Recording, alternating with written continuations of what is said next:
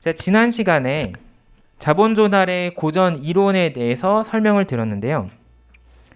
우리는 근본적으로 부채냐 자기 자본이냐 이것을 먼저 결정을 해야 되기 때문에 우리는 지금 학부 수준에서 일단 이것을 먼저 결정을 하는 문제를 다루고 있습니다. 그리고 그것에 대해서 가장 근본적으로 먼저 이 이론적인 설명을 부여한 것은 바로 모딜리아니와 밀러의 MM 이론이다. 그래서 이 내용을 우리가 두 편의 논문을 간단하게 이해하는 시간을 가졌어요. 그 결과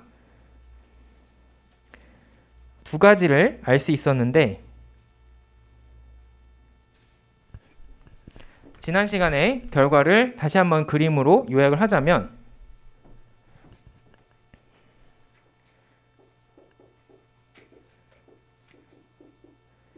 이제 부채 비율이 변화할 때 이 기업의 주주가 보는 기업의 가치가 어떻게 변할 것이냐라는 것에 대해서 두 가지 공부를 했습니다. 일단 첫 번째로 아주 가정을 많이 하면, 법인세가 없다라고 가정을 하면 기업의 가치는 변동이 없다라는 이야기를 했어요. 그래서 부채 비율이 높든 안 높든 기업의 가치는 동일하기 때문에 우리가 이것을 구태여 어떤 특정한 부채 비율을 유지하기 위해서 노력을 할 필요는 없다. 그냥 그때그때 좋은 대로 하면 된다라는 결론을 얻을 수 있었습니다.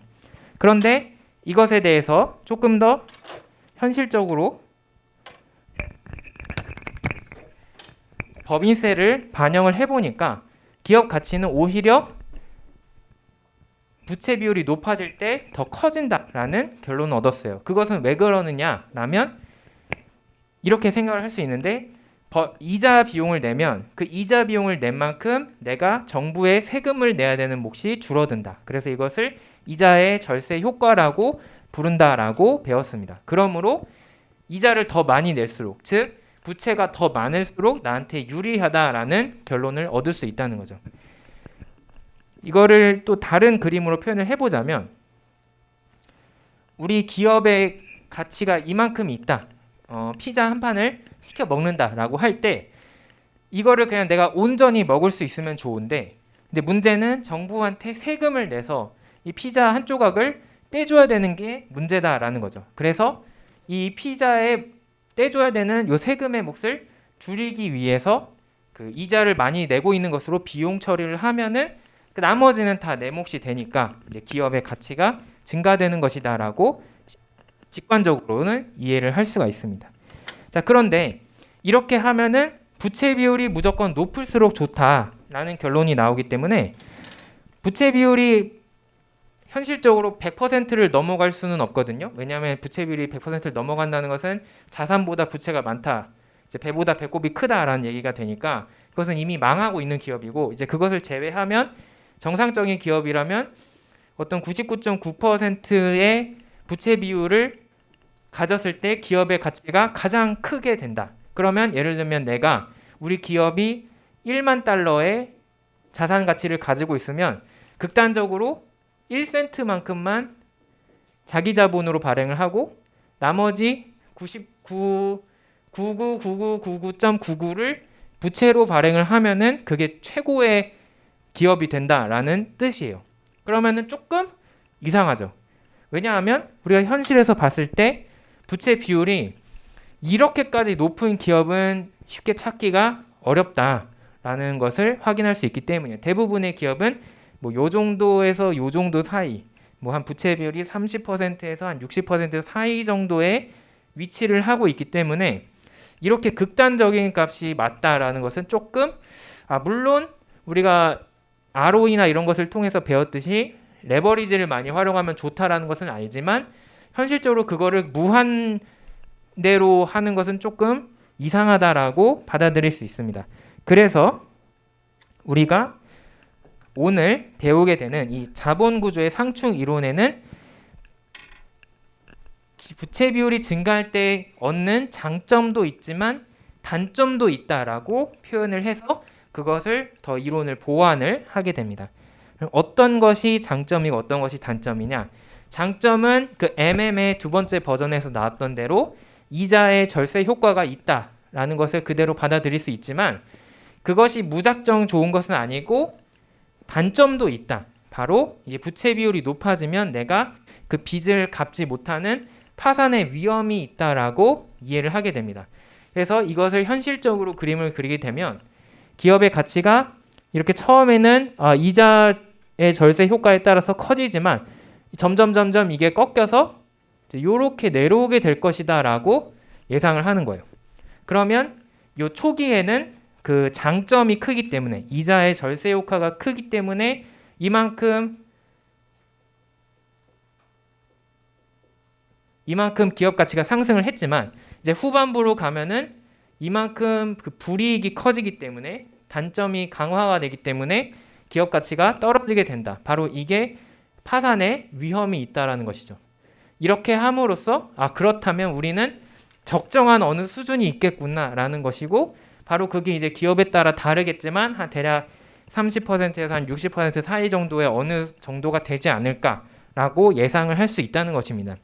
그래서 우리가 물론 이 파산의 위험을 수치적으로 정확하게 측정을 하기는 어렵지만 이것이 있다라고 가정을 함으로써 적정한 수준까지만 부채를 조달하고 그 이후에는 조달하지 않는 것이 좋겠다라는 이 현실과 조금 부합하는 결론을 얻을 수 있습니다.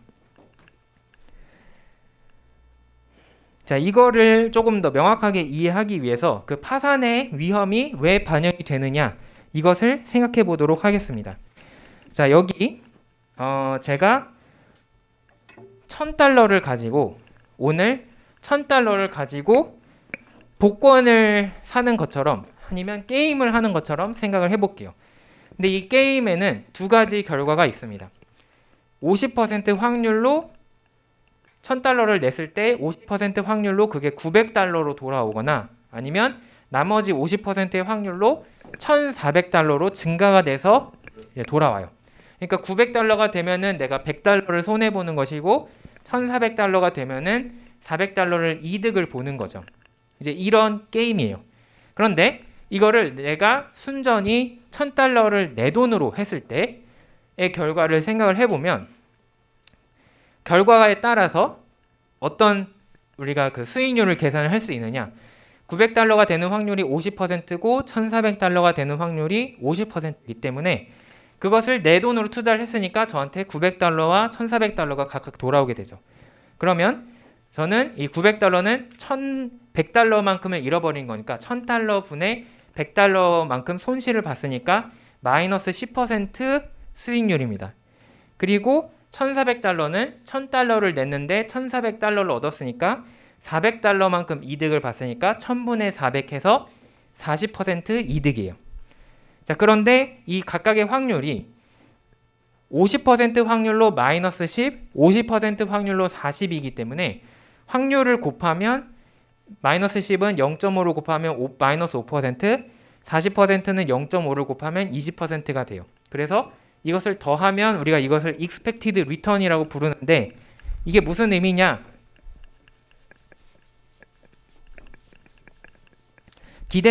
통계에서 배우는 기대값을 계산을 하는 겁니다.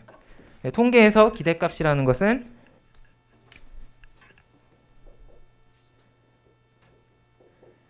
이제 확률 곱하기 그 실제 결과를 이제 전체 다 하는 것을 우리는 기대값이라고 부르는데 지금 0.5%의 확률로 이제 $900를 얻고 그 다음에 0.5%의 확률로 $1,400를 얻기 때문에 이거를 평균을 계산하는 거랑 똑같은 얘기예요. 그래서 이제 평균 수익률을 계산을 하면은 이렇게 된다.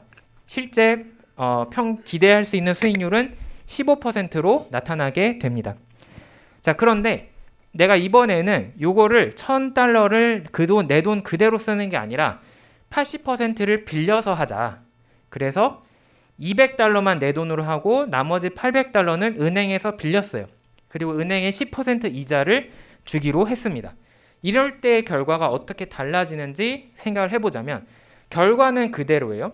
결과는 그대로고 각각의 확률도 그대로지만 일단 $900를 받았을 때 10% 이자를 내게 되죠. 그러면은 이 $800를 빌렸고 10% 이자를 내니까 $80만큼을 이자로 내야 되니까 그만큼을 이제 반영을 하면은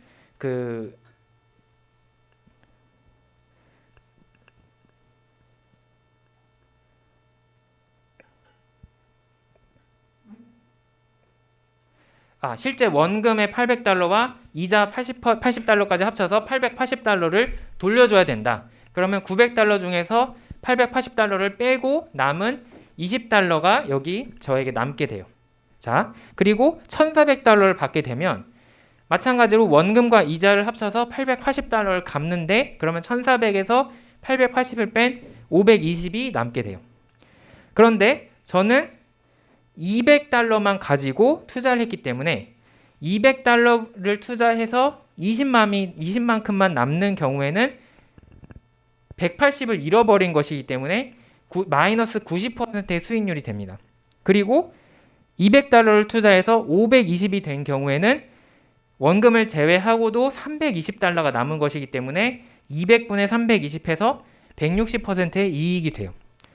그래서 아까랑 비교하면 이 수익률이 더 극단적으로 변화하는 것을 볼 수 있고 그 결과 이것을 마찬가지로 평균을 곱해서 기대값을 계산을 하면은 이제 이게 마이너스 92, 마이너스 45, 160이 80이 되고 이거를 더하면 35%가 되므로 이제 기대 수익률이 35%로 15%에서 증가한 것을 알 수가 있습니다. 이래서 우리가 알 수 있는 사실은 내 수익률은 내가 빚이 많으면 내가 돈을 빌려서 투자하면 수익성이 더 좋아진다. 평균적으로 봤을 때는. 그렇지만 이때 우리가 명심해야 될 것은 평균은 좋아지지만 각각의 결과가 극단이 많아진다. 양쪽의 극단적인 결과가 많아진다. 이때는 마이너스 10에서 40% 수익이었다면 이때는 마이너스 90에서 160의 수익으로 변화한다는 거죠. 그래서 이것을 그림으로 그리면 이렇게 그릴 수 있습니다.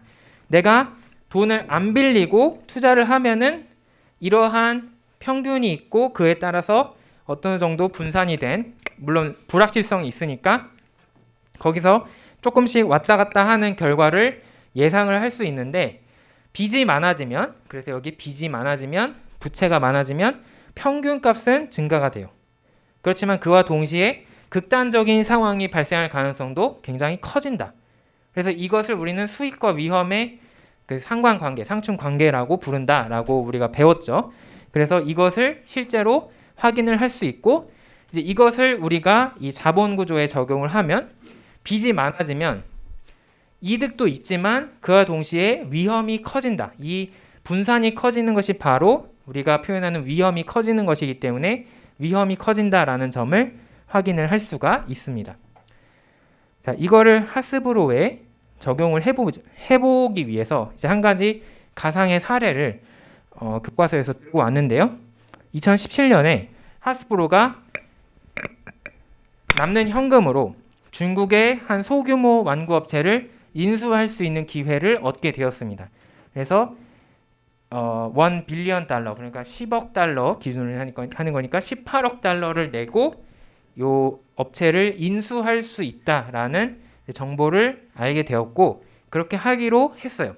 그러면 이 인수 대금을 마련하기 위해서 두 가지 방법이 있습니다. 첫 번째, 자기 자본으로 조달한다. 즉, 내가 이 주식을 더 찍어내서 그 주식을 팔고 그 돈으로 이 기업을 사자라는 방법이 있고, 두 번째는 아니 빌릴 거야 해서 부채 채권을 발행을 해서 그 돈으로 이 기업을 인수하자라는 그 두 가지 방법이 있습니다. 첫 번째로 자기 자본 조달하는 것과 두 번째로 부채를 조달하는 그 두 가지를 이제 비교를 해볼 건데, 인수 후에 이 earnings before interest and taxes, 그러니까 법인세 이자 차감 전 영업이익이 10억 달러가 될 것으로 예상을 하고 이 주당 이 기업 주주들에게 돌려주는 배당금은 주당 2.35달러로 정해져 있다라고 가정을 할 거예요. 자, 그랬을 때 이제 원래의 재무 정보와 그리고 만약에 이 인수를 주식으로 발행을 통해서 하느냐, 채권 발행을 통해서 하느냐에 따라 다른 결과를 확인할 수 있습니다. 자, 원래 이 하스브로가 가지고 있었던 원래의 부채는 여기 숫자상으로 1721이었어요. 그러면 주식을 발행하면은 부채는 변화가 없기 때문에 1721이 그대로 갑니다. 그렇지만 채권을 발행을 하면은 1.8만큼 추가가 되는 거기 때문에 1800이 추가돼서 1800을 더하면 3521로 이 부채량이 확연히 늘어나게 되죠. 자, 그러면 원래 이자 비용은 97이었는데 주식 발행에는 변화가 없겠죠. 이자는 변화가 없으니까. 하지만 이 채권을 발행하면 그만큼 이자를 더 많이 내야 되기 때문에 187로 늘어납니다. 그리고 원금도 갚아야 되기 때문에 마찬가지로 50 갚는 것이 150으로 늘어난다. 그리고 그러면은 이 주식을 발행했을 때는 어떤 차이가 있느냐? 원래 자기 자본이 1863이 있었는데 이제 주식을 발행했으니까 자기 자본이 2배로 1800만큼 늘어나서 3663으로 늘어나게 되는 그런 변화가 있습니다. 반면 채권을 발행했을 때는 자기 자본에는 변화가 없어요. 그리고 주식 숫자도 변화가 생기죠. 원래 124.5개의 주식이 있었는데 그게 주식을 발행하면 144.5가 되고 채권 발행할 때는 변화가 없습니다. 그리고 요것은 아까 배당을 주당 2.35씩 주기로 했을 때 이제 원래 주식수가 이만큼이었으니까 거기에 2.35를 곱해서 요만큼이 배당금으로 지출이 되는 건데 이제는 만약에 주식으로 발행을 했다면 그만큼 주식수가 늘어나니까 배당금 지출도 커진다라는 것을 보여주고 있어요. 반면 이제 부채 발행에는 그것이 변화가 없다. 자, EBIT가 만약에 정말 예상한 대로 그 10억 달러가 되었다. 그러면 이거는 100만 달러 기준에서 숫자를 써놨는데 1000이 되겠죠. 그러면은 자기 자본 조달과 부채 조달의 사례를 비교해 보자면 이제 이자 비용을 빼는 것에서 시작을 하게 되죠. 그러면 자기 자본 조달의 이자 비용은 97로 더 적기 때문에 세전 이익이 자기 자본 조달이 더 크게 나옵니다. 하지만 그만큼 법인세를 더 많이 내야 되겠죠. 그래서 30% 법인세율을 적용하면 270.9, 243.9로 요 부채 조달의 경우가 법인세 비용이 적은 것을 알 수가 있고 따라서 순이익이 630대와 570대로 차이가 나는 것을 알 수가 있습니다. 그리고 자기 자본 조달을 했을 때는 늘어나서 3600대고 부채 조달에는 원래인 1800대이기 때문에 이제 그것을 활용해서 ROE를 계산을 하면 자기 자본 조달을 할 경우 ROE는 17%, 부채 조달은 30.5%. 그러므로 우리는 역시 부채 조달을 할 때 주주들에게 이익이 많이 돌아가는 것 같구나 라는 점을 마찬가지로 다시 한번 확인을 할 수 있습니다. 만약에 이렇게 될 경우 부채를 사용하는 것이 자기 자본을 발행하는 것보다 더 좋다는 얘기죠. 그리고 그 주된 이유는 바로 이자의 절세 효과 때문이었다. 그 세금을 덜 낸 양이 270과 243.9 요거의 차이인데 그만큼이 딱 27이에요. 그거는 어떻게 계산이 되느냐?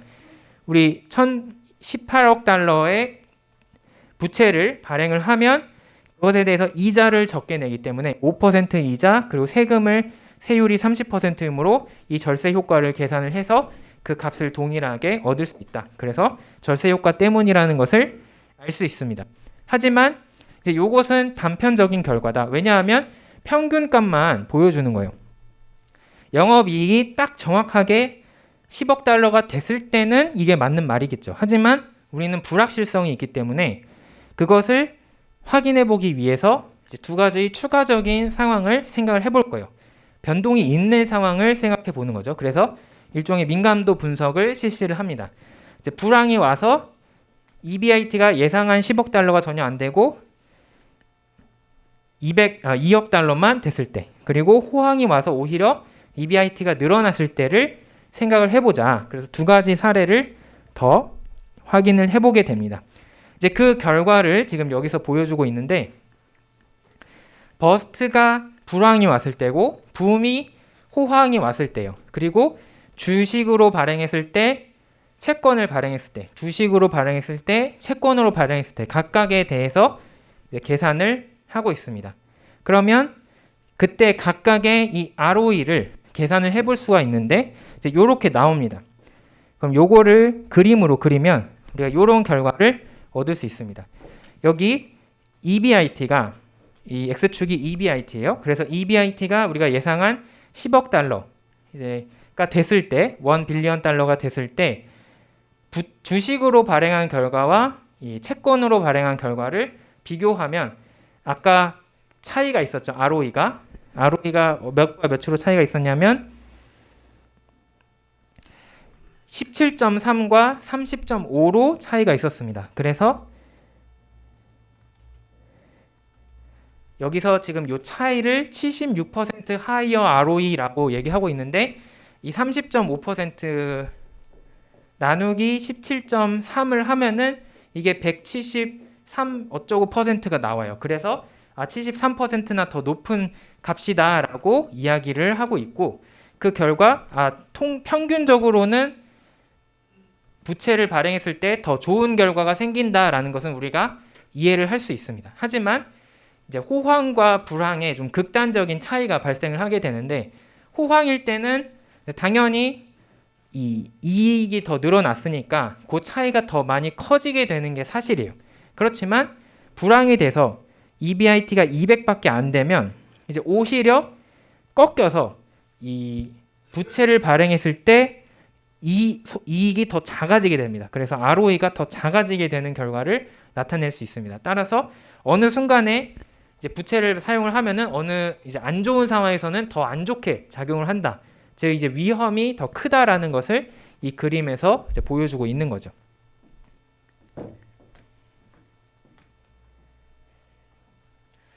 자, 지금까지 우리는 처음에 MM으로부터 시작을 해서 장점을 하나 알고 그 다음에 나쁜 점, 단점을 하나 아는 식으로 부채 장단점을 하나씩 파악을 했습니다. 장점은 이자의 절세 효과였고 단점은 요 파산 위험이 더 커진다라는 것을 알 수 있었어요. 그러면 현대에 들어서는 이 외에도 어떤 것들을 고려를 해야 되느냐? 여러 가지를 고려를 하는데 일단 교재의 기준에 따라서 5가지 요소를 우리가 정리할 수 있습니다. 각각 이렇게 적혀 있는데 하나하나 살펴볼 거예요. 그래서 요 텍스 베네핏부터 생각을 하면은 이자의 절세 효과가 있었고 그 다음에 여기 디스트레스 코스트라고 되어 있는 것이 파산의 위험을 비용으로 간주한다면 이런 단점이 있다라는 것을 알 수 있었습니다. 그 외에도 요 3가지의 장단점이 있게 되는데 그것을 정리하면 이렇게 됩니다. 부채가 좋은 이유에 해당되는 3가지 요소가 있고 부채가 안 좋은 이유에 해당되는 2가지 요소가 있습니다. 부채가 좋은 이유가 되는 것은 첫 번째로 우리가 알았던 절세 효과가 있고 두 번째로는 제가 이 시간에 설명을 드릴 신호 효과가 있어요. 그리고 세 번째로 경영진의 어떤 경제적인 유인을 제공한다는 측면에서도 좋은 장점이 있습니다. 반면에 부채 조달의 단점이 되는 요소에는 첫 번째가 파산의 위험, 우리가 지금 배웠던 이야기가 되고 두 번째로는 재무적인 유연성도 생각을 해볼 수가 있습니다. 그래서 절세 효과랑 파산의 위험을 빼고 각각에 대해서 신호 효과, 경영진의 유인, 그리고 재무적 유연성에 대해서 설명을 드리도록 할 텐데 먼저 신호 효과에 대해서 이야기를 해봅시다. 자, 이 신호 효과는 좀 이해하려면 경제적인 배경 지식이 필요한데 경제학에 게임이라는 말이 있어요. 여러분이 생각하는 게임과 비슷하면서 안 비슷한데 경제학에서 말하는 게임이라는 것은 어떠한 상황에서 주어진 상황에서 그 참가자들이 각각의 목적을 이루기 위해서 어떤 선택을 연속적으로 하게 되면 서로에게 대응을 해서 선택을 하게 되면 그 어떠한 일이 일어나게 되느냐를 게임이라고 부릅니다. 근데 이게 여러분들이 생각하는 게임과 틀리지 않은 것이 여러분들이 예를 들어서 뭐 리그 오브 레전드를 한다라고 합시다. 그러면은 이제 플레이어가 10명 있죠. 그리고 각각이 움직이거나 뭐 공격을 하거나 아니면은 뭐 그거를 공격을 하는 여러 가지 행동을 하게 됩니다. 이쪽으로 갈 수도 있고 저쪽으로 갈 수도 있고 이런 전략적인 선택을 하게 되는데 그때 결국 궁극적인 목표는 상대방을 이기고 싶다. 그래서 넥서스를 깨부시고 싶다라는 그 궁극적인 목표를 가지고 움직이기에 최선의 선택을 하게 되죠. 그래서 그 결과의 상호작용의 결과물로 어떠한 결과가 도출이 돼요. 그걸 마찬가지로 이 경제학에서 말하는 게임도 어떤 주어진 상황에서 여러 명의 참가자가 있게 되고 이들이 각자 자신의 목표를 이루기 위해서 서로 상호적인 인터액션을 하게 될 때 어떠한 일이 일어나느냐를 설명하는 그런 학문이라고 볼 수 있습니다. 그래서 이거를 게임 이론이라고 부르는데 이제 여기서 펼쳐지는 이야기는 주로 어떤 것에 대해서 이야기를 하느냐? 경제학은 시장에 대해서 이야기를 하기 때문에 시장의 상황에 대해서 생각을 하게 돼요. 그런데 시장에서 어떤 시장의 참여자는 뭐 여러분들 같은 개인 투자자가 있을 수도 있고 기업도 있을 수 있고 아니면 정부도 있을 수 있고 아니면 어떤 기관 투자자도 있을 수 있고 여러 투자자 참여자들이 있습니다. 그런데 이 시장에서 주로 주어지는 상황의 문제점은 바로 정보 비대칭의 상황이에요. 정보 비대칭이라는 것은 어떤 참여자는 다른 참여자에 비해서 더 많이 알고 있다라는 상황이 되는 거죠. 자, 이게 방금 또 제가 리그 오브 레전드로 예시를 들었으니까 계속 예시를 들자면 어떤 사람은 시야를 이제 밝혀놨고 상대팀은 시야가 없으면 당연히 내가 시야가 넓은 사람이 쟤네가 뭐 하는지 알고 있으니까 이것저것 맘대로 더 자율적으로 더 나은 선택을 할 수 있겠죠. 이제 그거랑 마찬가지로 시장 상황에서도 어떤 기업이나 경제 상황이나 아니면 앞으로 미래에 대해서 더 잘 알고 있는 사람이 있다면 그 사람이 모르는 사람에 비해서 더 뛰어난 투자 성과를 거두거나 더 좋은 이득을 거두거나 하는 장점들이 있을 겁니다. 그것을 어떻게 해결을 할 것이냐에 대해서 고민을 하는 것이고 자본시장에 구체적으로 예시를 들자면 바로 두 가지 경제 주체가 있는데 첫 번째로 기업이 있고 투자자가 있습니다. 그리고 자본시장을 통해서 기업은 투자를 받아서 투자자들의 돈을 받아서 투자를 하려고 하는 상황이고 투자자는 내가 기업을 골라서 투자를 해주고 그 대가로 미래에 경제적인 수익을 얻으려고 노력을 하는 그런 사람이에요. 그런데 문제는 기업 자신에 대해서 기업은 잘 알고 있지만 투자자는 대체로 모른다는 것이 문제가 되죠.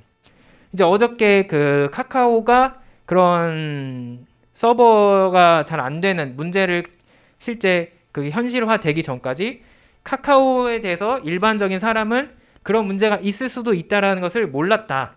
이것이 이제 정보 비대칭이 되는 거죠. 반면에 카카오는 그런 상황이 있을 수도 있다는 것을 내부적으로는 알았을 거예요. 이런 것이 바로 정보 비대칭이 되는 것이죠. 그러면 투자자의 문제는 무엇이냐? 기업은 자기가 잘하는 애인지 아니면 못하는 애인지 어떤 문제가 있는지 알고 있지만 투자자는 그 중에서 모르고 선택을 해서 좋은 기업을 골라야 좋은 투자를 할 수 있다라는 문제가 존재합니다. 그래서 어떠한 기업이 좋은 기업인지 알고 싶다라는 것이 바로 이 문제의 상황이 되는 거죠. 그런데 우리가 이 주식시장에서 혹은 자본시장에서 폭넓게 봐서 자본시장에서 투자자들이 그것을 알 수 있는 한 가지 힌트가 되는 것이 바로 기업이 주식으로 즉 자기 자본으로 자금을 조달하느냐 아니면 부채로 자금을 조달하느냐가 힌트가 될 수 있다라는 것이 바로 이 신호 효과의 핵심이 되겠습니다. 자, 이걸 예시로 들기 위해서 제가 가상의 기업인 주식회사 조은과 가상의 기업인 주식회사 나쁜이라는 기업을 하나 만들었어요. 이제 이름에서 알 수 있듯이 주식회사 조은은 정말 좋은 기업이고 그래서 우리가 이것을 골라서 투자를 해야 돼요. 그리고 주식회사 나쁜은 별로 안 좋은 기업이라서 주식회사 조은에 먼저 투자를 하는 것이 좋습니다. 그런데 문제는 투자자들이 그 내부를 들여다볼 수 없기 때문에 그 중에 어떤 애가 실제로 좋은 애고 어떤 애가 나쁜 애인지 알 수가 없다는 거죠. 하지만 평균적으로의 경제 상황에 대해서는 지금 우리가 일반적으로 시사 경제 상황에 대해서 알려져 있는 뉴스 기사나 이런 걸 통해서 알 수가 있습니다. 그래서 이러한 정보를 바탕으로 판단을 내리게 됩니다. 자, 그런데 이 각각의 기업이 자본시장에 와요. 참여를 하게 돼요. 왜냐하면 지금 좋은 투자를 할 수 있는 투자안, 이제 프로젝트가 있는데 필요한 돈이 1억 달러입니다. 그 100 곱하기 100만 달러 해서 1억 달러의 돈이 필요한 상황이에요. 자, 그런데 이 두 기업이 그 1억 달러를 가지고 할 수 있는 최대의 결과물이 조금 차이가 있습니다. 주식회사 조은은 현재 기업 가치가 훨씬 좋아요. 그리고 투자를 했을 때 그 투자 결과 100 기준으로 봤을 때 120의 성과를 얻을 수 있어요. 그러면 원금을 이제 빼도 20만큼 남는 거죠. 그래서 원래 150, 투자를 받은 100, 그리고 이익으로 남은 20을 합쳐서 270만의 기업 가치를 가질 수가 있습니다. 근데 주식회사 나쁘는 상대적으로 좋지 못해요. 그래서 현재 기업 가치는 3분의 1인 50에 불과하고 같은 투자금인 100을 받았을 때 10밖에 못 남겨요. 그래서 이걸 합쳐도 160밖에 되지가 않는 상황입니다. 근데 이 문제는 투자자는 요 내부적인 상황은 모른다라는 것이고, 그러니까 누가 조은이고 누가 나쁜인지 모르는 상황이고, 다만 평균적으로 주식회사 조은과 나쁜이 투자를 받으면 150과 50의 평균이 현재 기업 평균적인 기업 가치는 100이다. 그리고 100을 투자를 받았을 때 평균적으로 20과 10의 평균인 15만큼을 이득으로 남긴다. 그래서 평균적인 기업 가치는 100 더하기 100 더하기 15에서 215가 된다라는 것만 알고 있습니다. 자, 그러면 각각의 기업은 투자를 할 것이냐 안 할 것이냐를 선택을 할 수 있어요. 그런데 이번에는 자기 자본으로 조달한다라고 가정을 해보겠습니다. 자, 그 자기 자본을 조달할 때 문제점으로 제가 지난 장에서 잠깐 설명을 드린 게 있죠. 바로 기존 주주들의 지분율이 떨어진다. 딜루전이 발생한다. 즉, 이 희석 효과가 발생을 한다라고 말씀을 드렸습니다. 원래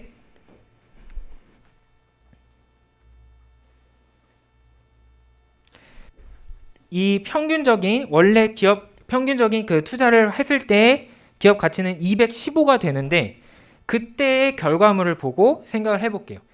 네, 이 215라는 기업 가치를 최종적으로 만들기 위해서 신규 투자자 100만큼의 돈을 받았습니다. 그래서 215 중에는 100만큼은 새로운 투자자의 몫이 되는 거예요.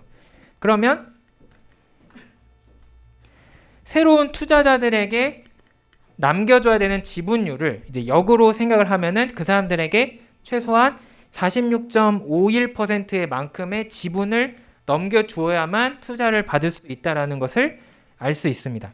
그렇다면 기존 주주들의 지분율은 원래 자기네들이 다 합치면 주식을 가지고 있었으니까 100%의 지분에서 46.51%를 뺀 53.49%만이 그 원래 주주들에게 돌아갈 수 있는 몫이 된다는 거죠. 이게 바로 희석의 효과라고 설명을 드렸어요. 자, 그럼 이것을 53%를 기억을 하고 조은의 결과를 한번 보도록 하겠습니다. 주식회사 조은은 실제 얘네는 좋은 기업이기 때문에 투자를 한다면 270의 결과를 얻을 수 있어요. 그렇지만 그 중에서 신규 투자자에게 줄 몫을 떼고 원래 투자자에게 남는 몫은 53%이므로 270 곱하기 53%를 하면 약 144만 이 기존의 투자자에게 돌아가는 결과가 됩니다. 그런데 잠깐 다시 한번 생각을 해보니까 애초에 원래 투자를 안 했을 때 이 투자를 진행을 안 해서 요 아래의 상황이 발생하지 않았을 때 원래부터 조은은 기업 가치가 높아서 150만큼의 가치를 가지고 있었고 그 150이 전부 기존 주주들의 몫이었어요. 그러므로 투자를 포기한다면 그냥 지금 이대로 좋다. 노래 가사처럼 지금 이대로 그냥 남아 있는다면은 이 150만큼을 자기네가 온전히 차지할 수 있어서 그대로 가질 수가 있는 거죠. 그러면 투자를 해서 죽을 써서 개를 주는 상황이 발생한다라는 것을 알 수 있습니다. 내가 투자를 열심히 외부에서 받아서 열심히 투자를 해서 기업 가치를 늘려봤자 그거는 어차피 이번에 들어온 주주들에게 돌아가는 몫이지 내가 원래 주주라면 나에게 돌아오는 몫은 하나도 없구나 라는 결과를 알 수 있는 거죠. 그래서 이 주식회사 조은은 차라리 투자를 안 받고 말지라는 결정을 하게 됩니다. 그게 더 나으니까. 그러면 주식회사 나쁜의 경우는 어떠하느냐? 얘네는 그렇지 않아요. 이제 결과물이 투자를 받았을 때 160까지 기업 가치를 끌어올릴 수 있습니다. 그리고 거기서 나머지를 떼주고 원래 주주들에게 오는 몫은 53%를 곱하면 85만큼이 남게 돼요. 그런데 원래 얘네들의 기업 가치는 50이었죠. 그러니까 그때랑 비교하면 그때는 50을 자기네가 독차지하느냐, 투자를 받고 일부를 떼어주고 85를 남기느냐의 문제가 되기 때문에 50을 그냥 원래대로 가지고 있는 것보다는 투자를 받아서 기업 가치를 뻥 튀겨서 그 중에 나머지를 차지하는 것이 오히려 낫다라는 결론을 얻게 됩니다. 따라서 이 주식회사 나쁜의 경우는 투자를 받는 것이 더 좋은 결과라는 것을 알 수 있습니다. 자, 그러면 주식회사 나쁜과 주식회사 좋은의 선택이 각각 갈리게 돼요. 자신들의 이익을 위해서 주식회사 좋은의 기존 주주들은 투표를 통해 이 주주총회에서 우리 투자받지 맙시다. 그냥 죽 써서 개 주느니 남 주느니 그냥 우리끼리 잘 먹고 잘 삽시다 해서 자기 자본을 안 받자라는 우리가 독차지하자라는 결론을 내리게 되고 주식회사 나쁜은 아니 우리는 투자를 받아서 더 기업 가치를 늘립시다라고 선택을 하게 됩니다. 그러니까 투자자 입장에서는 어떤 애들인지는 모르지만 만약에 둘 중에 한 명이 투자를 받겠습니다라고 왔다면 걔는 분명 주식회사 나쁜이라는 것을 알 수 있어요. 왜냐하면 주식회사 좋으니 굳이 자기네가 죽 써서 남 주는데 투자를 받을 이유가 없기 때문에 만약에 투자를 받겠다라는 기업이 있다면 걔는 분명 주식회사 나쁜일 것이다. 그리고 만약에 나머지 한 명이 투자를 안 받는다면 걔는 분명 주식회사 좋은일 것이다 라는 것을 알 수 있습니다. 그러므로 투자자 또한 이제 여기서 한 발 더 나가면 제가 여기 설명을 안 드렸지만 투자자 또한 이 자기 자본을 받겠습니다라고 투자를 받겠습니다 하고 놓은 기업에 대해서 떨떠름해져요. 왜냐하면 얘는 굳이 얘가 받겠다고 하는 거 보니까 좀 수상한데? 라는 생각이 드는 거예요. 그래서 얘는 분명히 나쁜 기업이구나 라고 생각을 하기 때문에 투자자들도 에이 투자 안 할래 이렇게 하고 마는 거죠. 그래서 이 자기 자본 조달의 선택을 통해서 우리는 투자자 입장에서 기업의 가치를 추정할 수 있는 그런 힌트가 제공이 된다. 그것이 바로 신호효과의 결과가 되는 것이고 만약에 자기 자본을 조달하는 기업이 있다면 그것은 기업 가치가 안 좋았기 때문에 자기 자본을 조달하는 것일 거고 어떤 기업이 자기 자본을 안 조달한다면 그것은 애초에 자기네들끼리 잘 먹고 잘 살고 있다. 즉 기업 가치가 원래 좋기 때문에 굳이 자기 자본을 조달할 필요가 없으므로 그러는 것이구나 라는 것을 알 수 있습니다. 이것이 바로 우리가 시즌드 에퀴티 오퍼링 즉 유상 증자할 때 그 주가가 폭락하는 이유예요. 얘네가 굳이 뭐 부채나 이런 수단을 두고 굳이 자기 자본을 더 찍어낸다. 주식을 찍어내는 상황이라면 이제 갈 때까지 갔구나. 더 이상 할 게 없으니까 주식을 통해서 회생을 해보려고 하는 거구나 라고 우리가 생각을 하고 야 그러면 난 그 주식 안 사 라고 결론을 내린다는 거죠. 투자자 입장에서. 그 전까지는 그 기업의 상황에 대해서 몰랐더라도 그래서 이 유상증자는 대체적으로 안 좋게 받아들여지는 것이고 이것을 우리는 자본조달 우선순위 이론이라고 불러요. 이제 영어로는 Pecking Order Theory of Capital Structure 이렇게 부르는데 그래서 이제 패킹 오더라는 것은 예를 들면 닭이나 비둘기가 모이를 쪼는 것처럼 생각을 하시면 되겠어요. 그래서 이제 그럴 때 순서가 있는 거예요. 어떤 거를 먼저 쪼아서 먹을 것이냐라는 것에 순서가 있다. 그러면은 유리한 것부터 하겠죠. 이제 자기가 편한 것부터 먹을 거예요. 그래서 그 순서가 일단은 안 하는 게 좋다. 왜냐하면 한다는 것은 어떤 내가 원래 기득권을 가지고 있던 것을 주는 것이기 때문에 안 하는 것이 좋고 굳이 해야 되겠다면은 부채로 조달해라. 그리고 더 이상 하다 돈을 빌릴 수가 없게 되면 너도 하나가 되자라고 하면서 주식을 발행해서 자기 자본을 발행해서 자금을 조달하는 것이 이제 최후의 수단으로 결정이 된다라는 것이 바로 이 자본 조달 우선순위 이론의 결과가 되겠습니다.